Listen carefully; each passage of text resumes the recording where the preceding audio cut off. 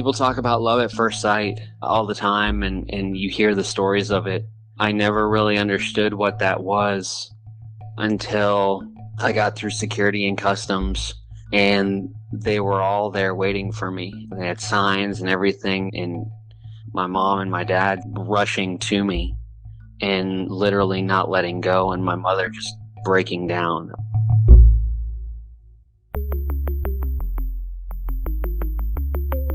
Who am I? Who am I? Who am I? Who am I? Who am I? Who am I? Who am I? This is Who Am I, Really? A podcast about adoptees that have located and connected with their biological family members. I'm Damon Davis, and today you're going to hear from John, who called me from Bowling Green, Kentucky. John grew up questioning why he looked different from his parents, and when he asked about himself as a baby, his parents broke down. His adoption from Chile happened during a tumultuous time when their government supported the adoption of its own children, but the source of John's separation from his family was much closer to home. In reunion, John made the long journey to be face-to-face with his biological parents, see his homeland, and reconnect with his birth family with what he believes is support from his adoptive parents from above. This is John's journey. John grew up in Houston, Texas, a diverse and welcoming city as he described it. He said he never experienced much adversity in his community and didn't learn to see people for their color. He simply experienced his community as it was, with the rich mix of people it offered.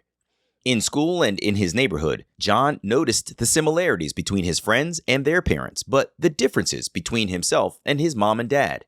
His parents were well off as a result of his mother's hard work as an attorney and his father's career in the oil industry. John shares a bit about his relationship with his parents growing up. My father was a very, very humble man. He was one of those guys that would never tell me no. He would let me learn lessons. And he would then, once I made a mistake, he would just sit down with me and talk to me and say, okay, what'd you learn? We understand that's not the right thing. Okay, now let's get you out of it. My mother was very different. My mother was extremely protective of me. She could never have kids of her own. And I'm pretty sure there were a couple of miscarriages before that I really never knew about with her and my father. And so she was strict with me growing up a little bit. And so you almost had two polar opposites that I would grow up with. And then at about 7 years old, they decided to separate. And my mother remarried. My father never did. So I would constantly go back and forth between the two. My father would have the weekends. My mother would have the weekdays. And then I would have my stepfather as well. And my stepfather was half Mexican, half white. But you hear the term coconut a lot. Brown on the outside, white on the inside. Both of us really were coconuts. I never learned how to speak Spanish or anything like that. But after figuring things out with my situation on how I was adopted and all that, I look back and I see different things that happened during my childhood that were clues as to why my mother was so protective of me. And things that happened that I didn't necessarily understand then that now make sense as to why my mother was the way that she was and my father was the calm, cool, collected voice of reason. So I want to dig into that a little bit, but can you tell me, before we get to that, you said that you noticed that you didn't look like your parents, but other people did. How did that come home for you? What did you say something to your parents? Did you ask them about it? And what would they say in response? I did. I distinctly remember probably at about 5 or 6 years old. I think it was after an open house at my elementary school. I was meeting all my friends and we were having a bunch of fun, and then my friends would all be like, oh, I look most like my dad. No, I look most like my mom. And this and that. And then they would come to me and, who do you look like, John? And I said, well, I don't look like either one of them. Oh, that's weird. And that would become a topic of conversation. So I remember distinctly asking my mom and dad, I said, why don't I look like you guys? Did something happen when I was a baby or something like that? And both of them broke down. They started crying because they didn't know, obviously, at the time, and I didn't know. They didn't know when this subject would come up. And they were very open about it, that my mom couldn't have kids from different medical issues that she would have. It wasn't her fault or anything like that, but it was just one of those unfortunate situations that she couldn't. And so they then told me. They told me at the time the story that I ran with, that my mother and father were just very young when they had me and they couldn't take care of me. And so they wanted to adopt, and my mother and father, birth parents, decided to give me up for adoption. So I would ask them, did you ever meet my mother and father? And they told me no, they never did. They never really knew the full story on everything. They just knew that I was from Santiago, Chile, and that they were just very young. And so that's what I knew growing up. That's what I just ran with, and that was the story that I had. All I knew is that, okay, I'm in a good place. I'm adopted. I could be with a set of parents that are just very young and didn't know how to take care of me. And you know what? Hey, I lucked out here. Mhm. That's just what I knew. And how did you look different from your parents? I think I know what you're saying, but I want to hear what your description is. And My how mother did you was, fit yeah, into your community as well? my mother was from Nebraska. She was from Omaha, Nebraska, and Council Bluffs. And my mother was probably about 5'2", 5'3", brunette, and wore glasses, Caucasian. And my father was about 6'1", 6'2", beard.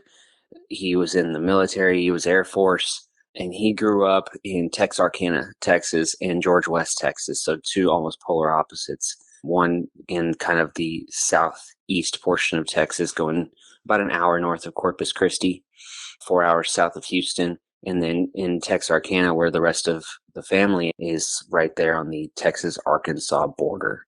So he grew up in nothing but those two places. And of course, both of them are very fair skinned, Caucasian.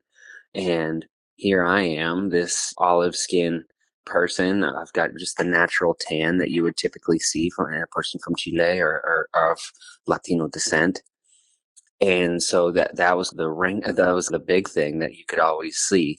Yeah, that makes sense. It's helpful because when I think of Houston, I know there's a massive Black community, as you've said. There's a huge Latino community, as you've said. It's a very diverse city. So I wanted to get a picture of how you were feeling different. Yeah, my friends, I would have obviously Latino friends. You would naturally gravitate to them, just as other African American people gravitate to African Americans and Mm.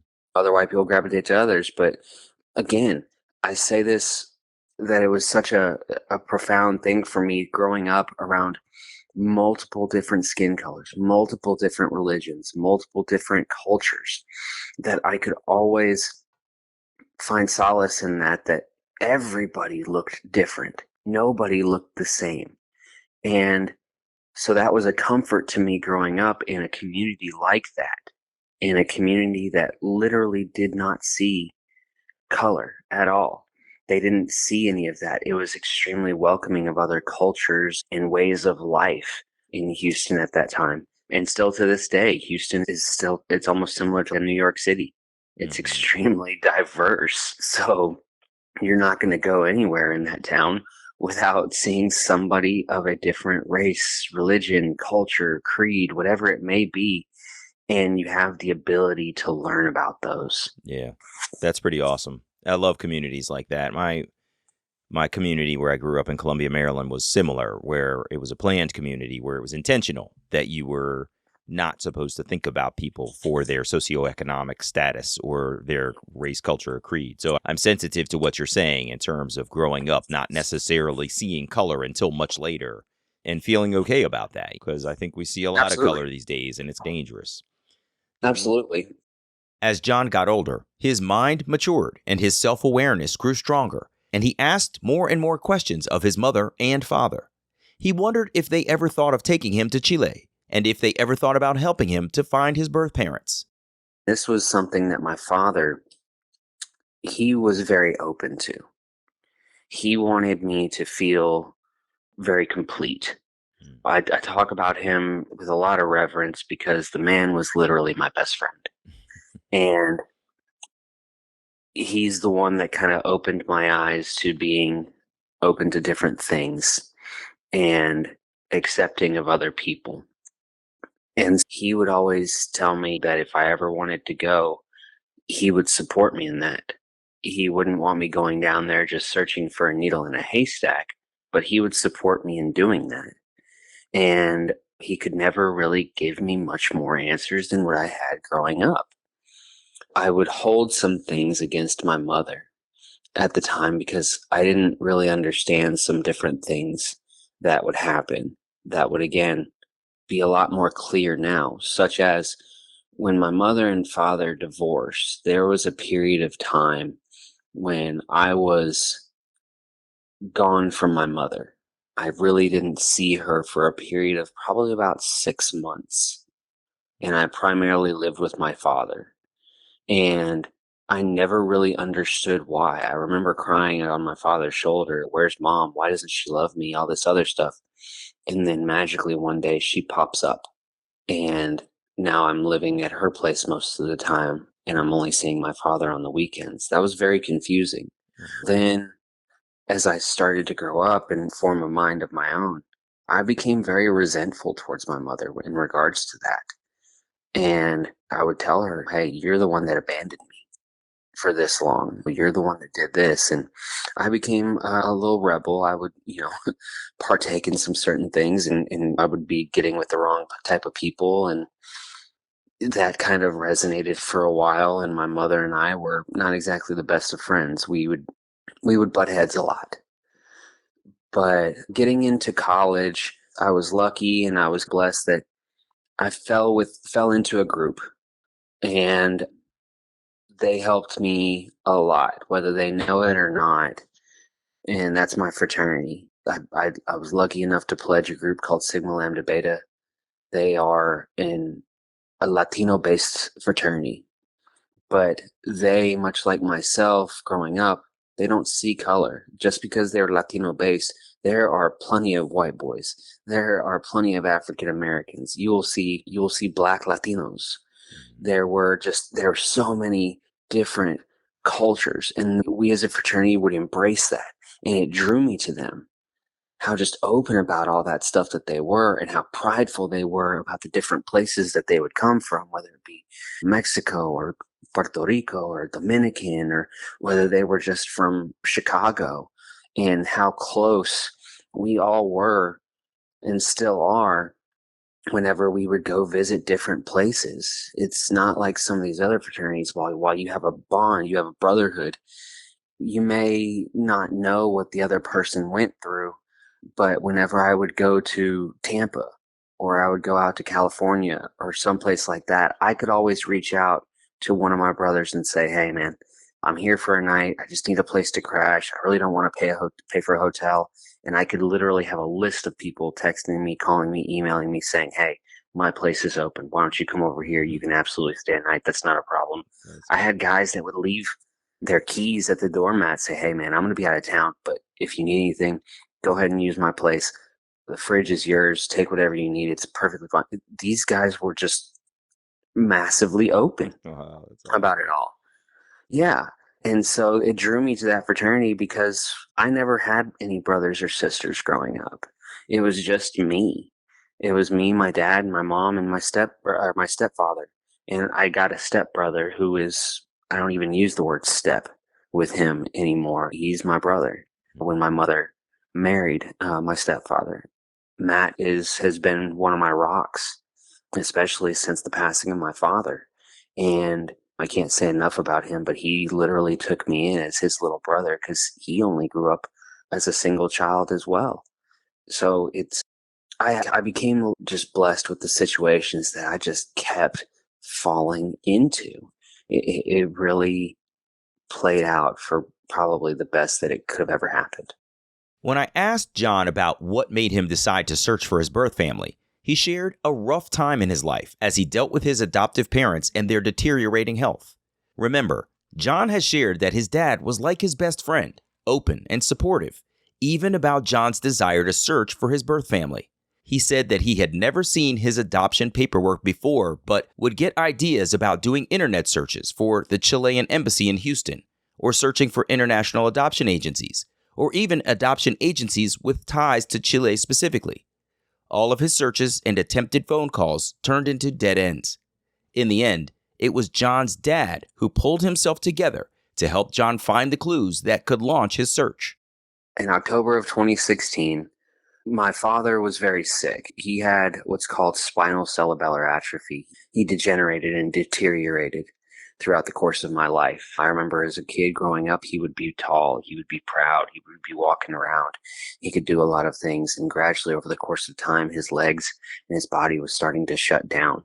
So by the time he passed away, I was his caretaker. It was my way of paying it forward. He helped me so much through life. It was my time to help him, and I did that for probably about a period of 3 to 4 years when he couldn't really help himself too much. He had since retired when he was living by himself and just doing his own thing, but he really couldn't utilize his legs, and his arms were getting weaker and weaker, among other ailments. And about 2 to 3 days before, he sat me down and we talked, and I would always go over to his house and I would get him out of bed in the morning and get his day going before I went to work. And then I would do the same thing at night. I'd put him back in bed, make sure everything was okay. But he became incontinent. He was also having some issues with memory, similar to like his mother had. She had Alzheimer's, and he was starting to show some signs of it. Not being able to remember things, I would have to write things down for him to make sure that he knew them. But he sat me down and he asked me, "Hey, are you okay? That's the biggest thing that I want for you. Just in case anything ever happens to me," he goes, "I want you to know that this is where some certain things are in the house."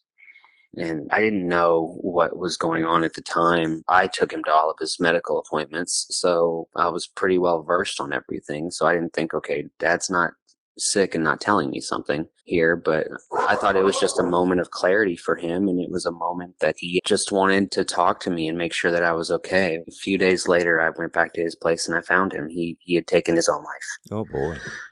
And in the cleanup, I went to the area where he told me things were. And I found some things. I found some things I had never seen before, and they were some of my adoption records. I had never seen these documents, and this was 2016, so I was about 32 years old at the time, 31, 32. I took those and I ran with them and looked up some different things, but never really got anywhere.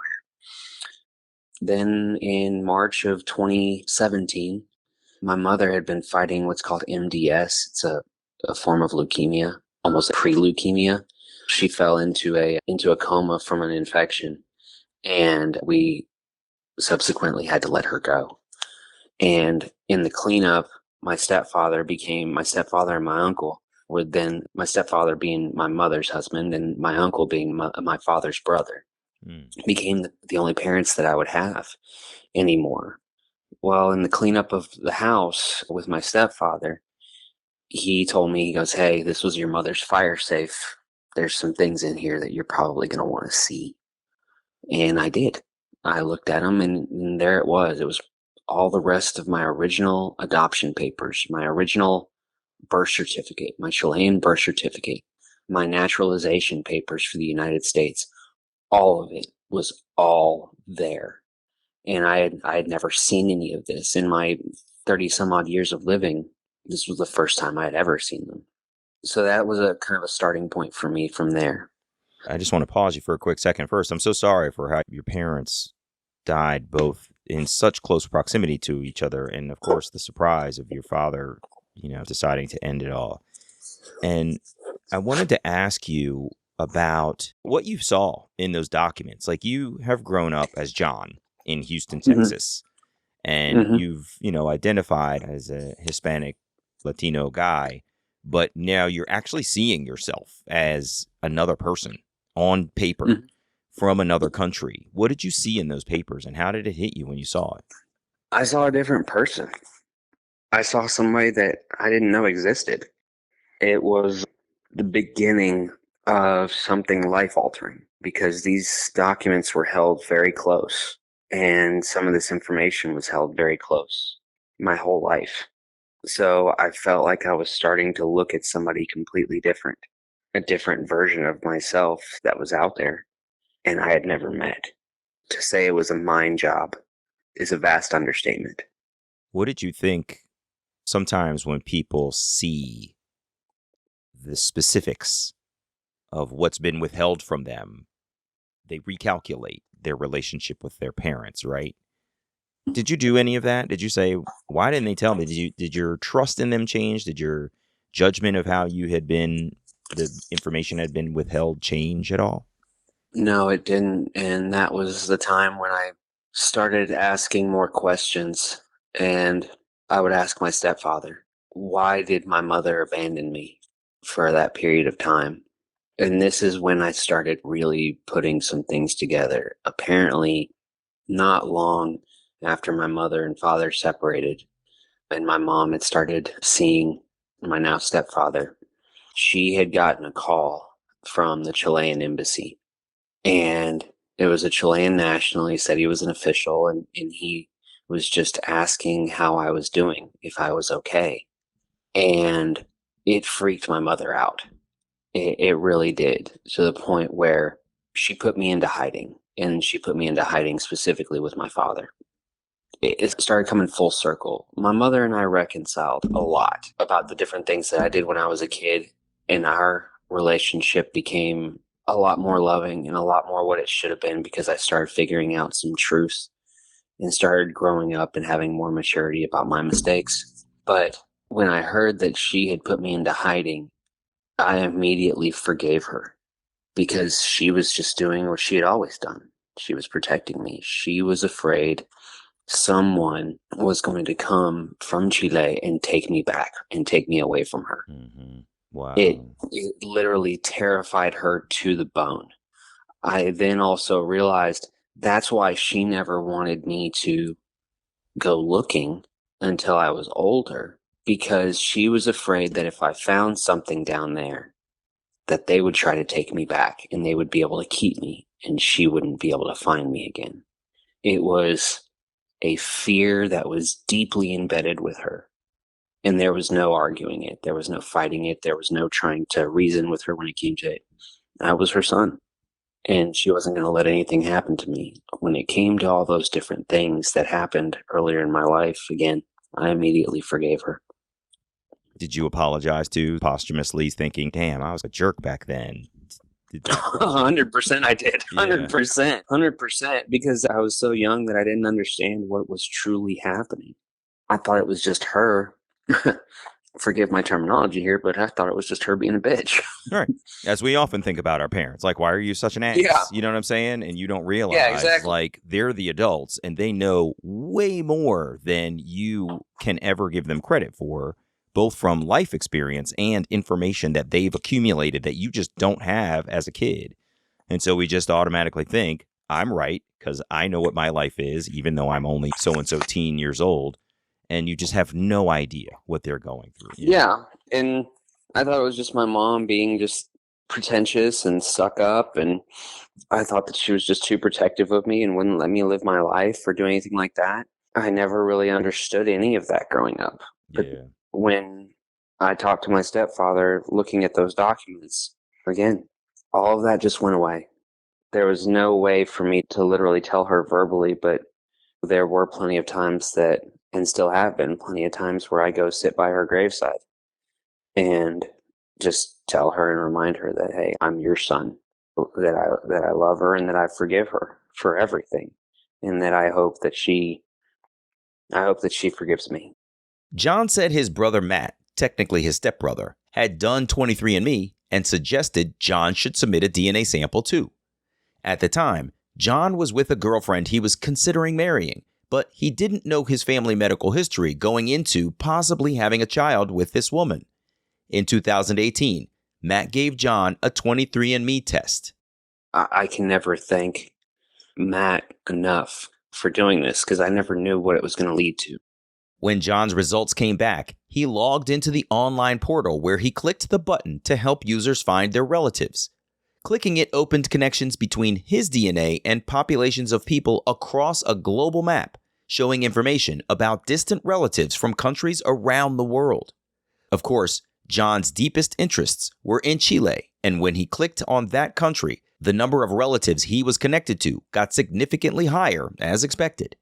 By this time, John had learned that his adoptive mother, father, and grandmother had gone to Santiago, Chile to retrieve him as a baby. John had seen a Chilean birth certificate and a photo with a gentleman he didn't know holding him. 23andMe also revealed a few fourth and fifth cousins in the system in Santiago, so he sent messages to them with information on who he is, provided his Chilean identification number, which he had gotten from his Chilean birth certificate, and he promised everyone he reached out to that he was legit and this connection was not part of a scam. One cousin, Nicholas, wrote back to say that he worked for a group that helped reunite Chilean families. Nicholas explained that in the mid-1970s through the late 1990s, the country of Chile had fallen from a democratically elected president to a regime of military rule under Augusto Pinochet. The Pinochet communist era in Chile was known for brutality and multiple human rights violations. Nicholas told John that many college-aged women were raped by soldiers. Then, after their babies were born, the woman was told their baby could not be found, or their son or daughter died shortly after their birth. The rampant rape and conception of children was going to create a baby boom that Pinochet foresaw destroying his economic goals for the country. So, an estimated 20,000 Chilean babies became products for sale in an enormous adoption ring, trafficking them to adoptive parents in other countries. I found out at the time that we have a name. We're called the Children of Silence. John's cousin warned him that when he searched for his birth family, he might learn that he was also the product of rape, and John should prepare himself. Nicholas asked for a small donation to the search group he belonged to, but pledged that even if John couldn't do so, he was going to help his cousin search anyway. I asked John about that very real possibility of being the product of rape, a fear that many adopted people have, and how it affected him. It was a scary feeling, thinking to myself that there's a chance that I could be a product of rape, that had it not been for a violent act, I wouldn't be here. How I would look at the world from then on. It definitely haunted me to think that could be a thing.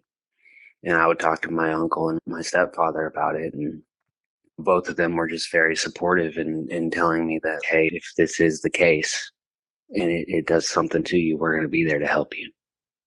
But they would constantly reassure me and just kind of tell me, hey, if this is the case, just remember the life that you have led so far and how lucky and how fortunate you have been. And just be grateful for that. See the good in it. See that there was something good that came from it. They helped keep me balanced, as did my brother. And at the time, as did my girlfriend. She was very supportive. She's Mexican American and basically grew up literally right on the border of Texas and Mexico. And she was extremely supportive about it all and just saying, hey, if this is the case, we're going to be there. Wow. And so it was reassuring for sure. John emailed the group of distant cousins again, trying to reassure them he was not a scam. He had also sent Nicholas copies of his Chilean birth certificate and his adoption papers. So a week or two later, Nicholas got back to John with unbelievable news. Your mother and father are alive. And when he said that, my heart dropped. I couldn't believe it. He goes, I'm pretty sure they're alive. Their identification number is still active, which is our equivalent of Social Security number. Oh, that's fascinating. And he goes, I know who they are, but I can't get a hold of them because I don't have an email address. It doesn't look like they have social media. He goes, I'm going to dig a little bit deeper. So he did. And then he emails me a message back maybe a day later. It says, hey, you have a brother and a sister, and Both of them have social media. I'm going to send her, since she's the older one, a message. He goes, just be patient with this. About 2 days later, I get a message from him again that says, hey, your sister, this is her email. She's expecting an email from you. They're aware of the situation. They're aware of who you are. They're obviously a little hesitant. This is a start for you. So I said, okay, great. So I email her.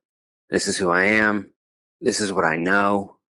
This is what I have. And apparently your mother is my mother. Whoa. And I was like, I promise I'm not a scam. Here's a link to my Facebook. Here's a link to my Instagram. And here's a link to the website for the company that I work for currently that has my profile on it. So I get an email back from her that says, we need to discuss this with the family. Please don't message me again until I've had an opportunity to do this. So I had to come to grips with, okay, I'm sitting in limbo now. And I think I waited maybe about a week and a half. I get an email from her that says, we talked to our mother. She's told us the story. We have called for my two youngest sisters to come back from the north of Chile from vacation. We would like to set up a video call with you. And I said, I was like, I don't speak Spanish, but isn't that just a little fast? And she goes, no, it's not, because as soon as I told my mother, she dropped to her knees Oh my God. and started crying. And she said that they wanted to see me because they had seen my pictures now. And I said, okay, what's the story behind it? I said, am I a product of rape? She goes, well, mom needs to tell you this stuff because the whole story is very sad. And she confirmed it for me. She goes, you are not a product of rape. And that's when it really started becoming real. Leading up to the video meeting, John and his sister spoke over WhatsApp. He said it was nerve-wracking as he questioned whether he should really be going through with this reunion. John wrestled with a bunch of questions about his loyalty to his adoptive parents and whether, if they were alive, they would worry that he would begin calling his birth parents mom and dad. Question after question rolled through John's head. John was very concerned that his inability to speak Spanish would be a real barrier for his rapidly approaching adoption reunion video chat. He organized the call to be scheduled for a time when his then girlfriend, a woman of Mexican descent and a Spanish speaker, could be present to translate his relative's conversation for him. With his girlfriend by his side, John Skype called his birth family in Santiago, Chile. As soon as I saw my mother on the screen, and after my sister introduced her, it became clear I look like this person. Wow. And it was life altering for sure. Really? To feel that, and then to see siblings who also looked like me. And that's when I found out the real story about what happened. So what did they tell you?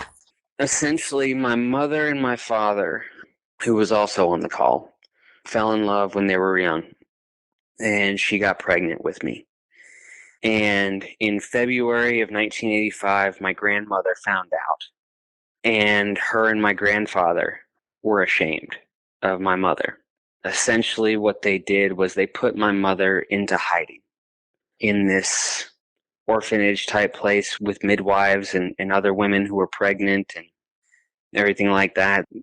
They didn't want any part of it. My grandfather worked for a hospital. He was an ambulance driver, and he knew all of these people that were essentially helping to take all these babies. What happened was my father could never find my mother. He was worried about her. He was worried something happened to her. He knew she was pregnant and never really got to see her. And they lived 4 or 5 houses down from each other growing up. Day comes, I'm born. My mom said that she was in the hospital with me for probably about 2 to 3 days.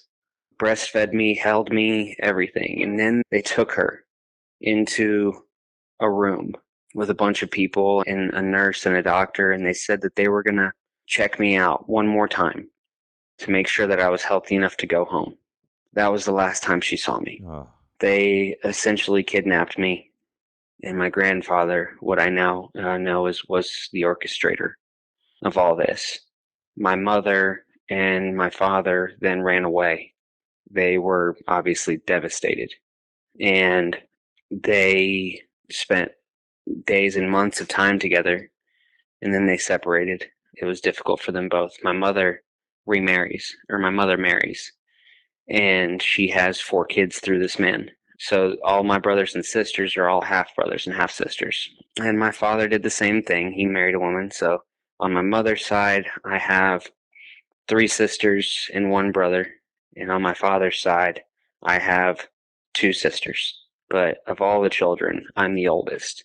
I found out then also from my sister that my father had always been around them. He was always really close to their family. And my sister said she never really knew why. She was always told that this man is just a good friend of my mother. But then when she found out the story, then it all made sense as to why they were so well connected. Wow. That is unbelievable.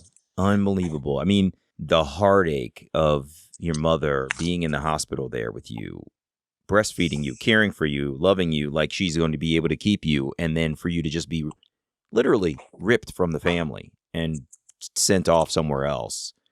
And I couldn't help thinking of how cruelly ironic it was for the grandfather who tried to orchestrate this baby being basically erased from town, erased from the family.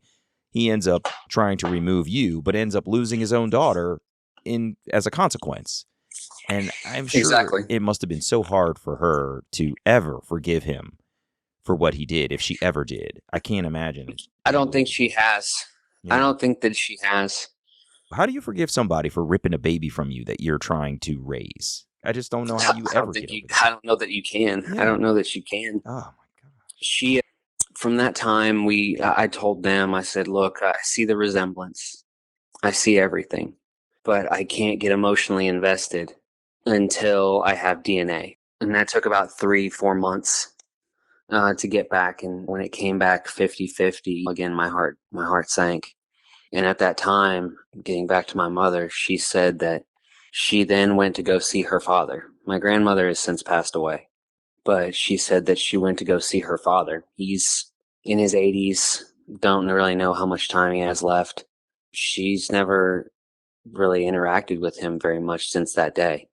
And my brothers and sisters have never really had a relationship with him or that side of the family. And she said she went and talked to him. And still to this day, he denies that she was ever pregnant, denies that she ever had a kid, that she's dreaming, that it's a figment of her imagination.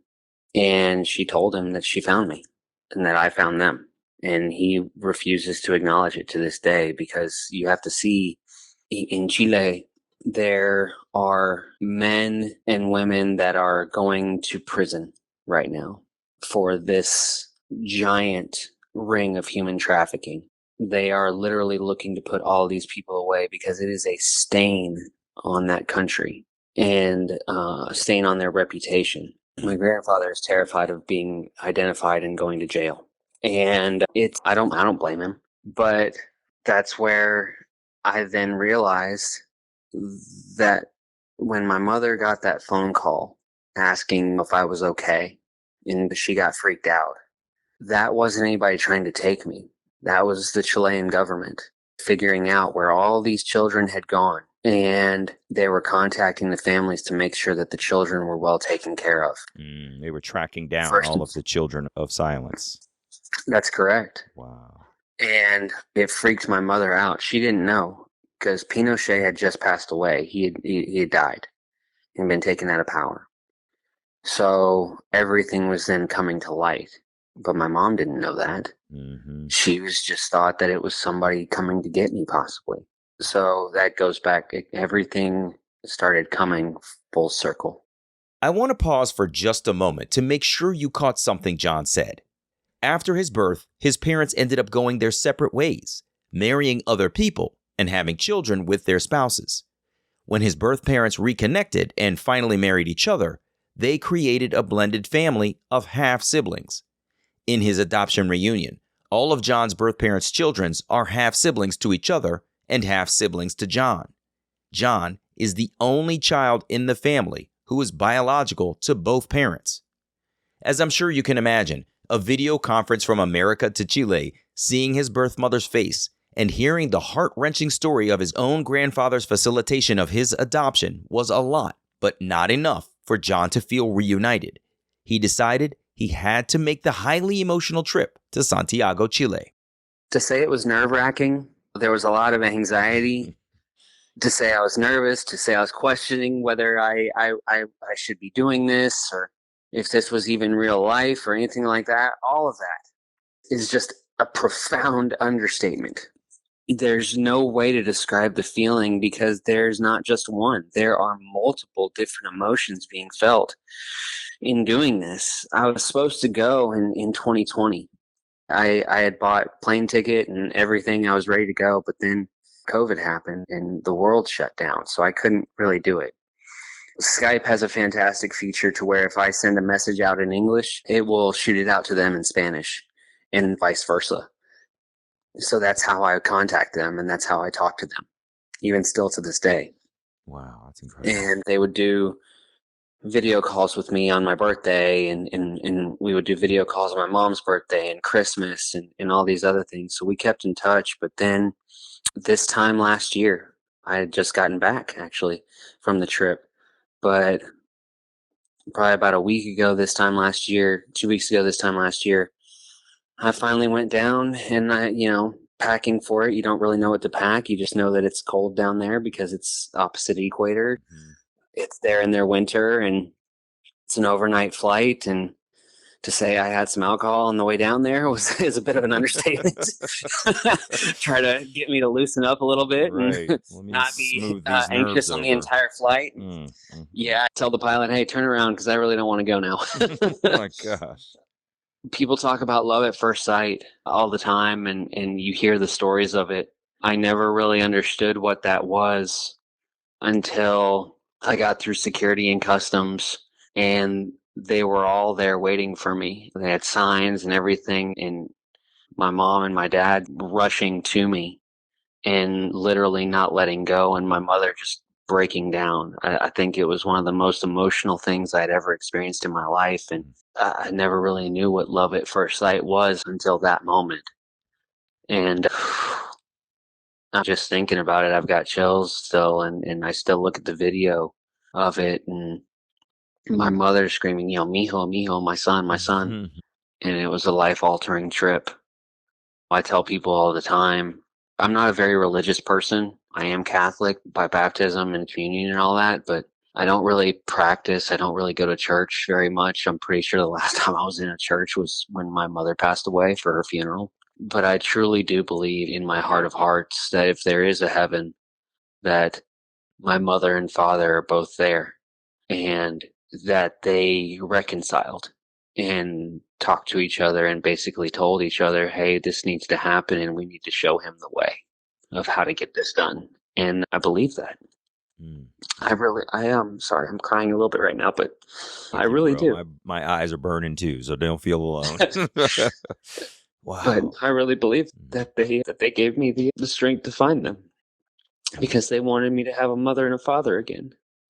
And they didn't want me to be alone. And there's also your own desire for truth out of your life and that you deserve that truth. And they knew that, right? Yeah, that's your belief. I'm sure that's a piece of it too, that they believe that you deserve the truth. And if they were going to guide you and help you get there, that you deserve to know the whole thing. That's really amazing. Wow. But yeah, I know it now. And I met my mother, I met my father, I met all my brothers and sisters, and my aunt and my grandmother, my father's mother. And it was a life-changing trip to see where you're from, who your people are, your native country, where you should have grown up.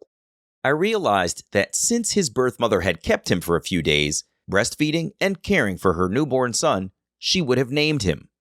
John was originally named Luis, after his grandfather on his birth father's side of the family. After such a life-altering trip to Santiago, Chile, seeing people with whom he shares biology, looks, and culture. I wondered what it was like for John to return to his life in the United States. John told me he is now very aware of who he is, and he's very open with people about his story for its ability to bring attention to the terrible way that he and other adopted children end up in their families. I work in sports medicine, and I work with athletes all the time. With them on a daily basis. And for them to hear this story was different for them. They see this person that is Latino, and they also see this person that has a multitude of tattoos on his arm and is very open about who he is. And I kept that truth, and I'm very open about who I am with everybody that I'm around. But there are certain things that I will go on crusades about, certain topics, one of them being suicide, and the other one being human trafficking, and bringing awareness to this terrible thing that happened and how there's a lot of good that's come out of it. I've been able to be on a group chat now with other Chilean adoptees who have either found their parents or are trying to still find their parents. My mother is a part of a group of women who are like her, and they showed me where I was supposed to live. They want to come here to the United States, and they want to see where I grew up. They want to pay their respects to my mother and father. They want to see where I grew up and where I was raised.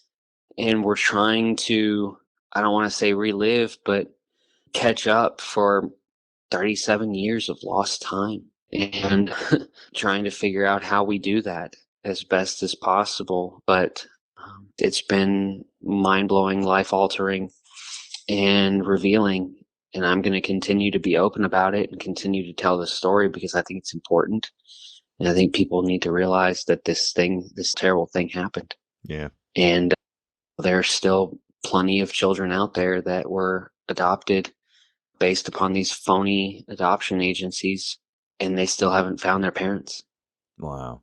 I guess final comment for me is a lot of times we think of human trafficking as these figures in the dark who are lurking around, and they just come out into the light for a second, convince somebody that they want to give a child a different life, and that it's this super nefarious criminal activity. But in fact, it was in the family for you. Like, this was your grandfather who put you into this situation. It's just, I couldn't help thinking of how you naturally think of the criminality of the human trafficking piece as being a stranger, when in fact, this was your own grandfather who pushed you out of the family. It's just a real sort of awful connection. Wow. And while my story is different, it still is trafficking. Everybody has an idea of it this day. Oh, human trafficking, it's in regards to sex. It's mostly going to be women. Not necessarily. This was a giant orchestrated ring and a giant injustice that affected an entire country. We are spread throughout the world now. These now adults that should have been raised in a different country, and we were displaced. Some of us got lucky, some of us didn't. I got to be one of the lucky ones, and I wasn't a product of rape, and I wasn't just regular stolen. So it's similar, but it's also different in and of itself. It's a unique portion of it. But in the end, I was still trafficked. Yeah, that's right. John, I'm so grateful to you for coming and sharing your story. I always like to hear how adoptive parents are supportive and how they are reactive to different situations. And I think it's so sort of enlightening to understand what your parents were going through, but also how they were navigating life, sort of trying to protect you. And you didn't realize that this was protection. It wasn't just being awful parents as you think a teenager is. And also just in the context of how layered your story is, that you truly had no clue the depths of what they were trying to protect you from. But also then to hear this support from your uncle and your stepdad and your brother that leads you on this journey that actually lets you set foot in Santiago, Chile is absolutely incredible. And I was envisioning this airport reunion and these two biological parents coming at you, and probably a suffocating hug that put you right back in the center of their heart in a way that you could never have gotten any other way except to be standing on their country's soil in their arms. That must have just been amazing. So thank you. Oh, it was, and I'm happy to send you the video. I Yeah, really I'd am. love to And see it. I think it would be amazing, man. Thank you. yeah, I'll send you the video, and obviously I follow you on social media. Since if you were to look at mine, literally the first thing that's pinned to my profile is a reel of the trip that I took, and it's part of it, and me having to say goodbye to them, which was really difficult because I literally wanted to. I thought about saying, nope, screw this. I'm going to reschedule my flight and I'm going to stay about another week and all this other stuff. I truly wanted to do that. But yeah, I'll send that to you, and it's there, and it's staying pinned for quite some time. I look at it constantly. Yeah, that's awesome, John. Thank you so much for being with me, man. I appreciate it. Take care. All the best to you, okay? Thank you. I appreciate the opportunity. Yeah, man. Take care. Bye-bye. Bye.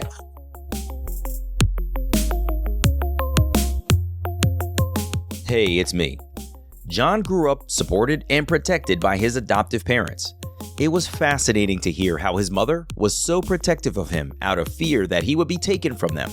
So much so that when someone called looking for John, she separated herself from him to keep him from being found.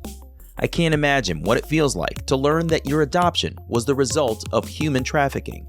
For the adoptees out there who are children of South America, Asia, and other parts of the world, where bad actors, from people operating outside the regulations of adoption, to governments who have imposed limits on how many children a family can have, to family members seeking to heartlessly remove the shame of a pregnant child by sending that baby away, you did not deserve what happened to you as a child.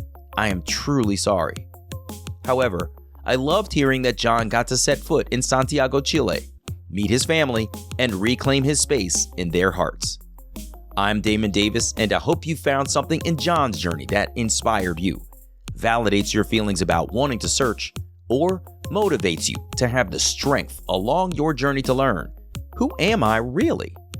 If you would like to share the story of your adoption and your attempt to connect with your biological family, please visit whoamireallypodcast.com/share.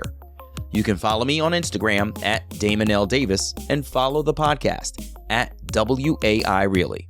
If you like the show, please take a moment to leave a 5-star review in your podcast app or wherever you get your podcasts. Your ratings do help others to find the podcast too. And if you're interested, you can check out my story in my memoir, Who Am I Really? Available on Amazon, Kindle, and Audible, and I hope you'll add my story to your reading list.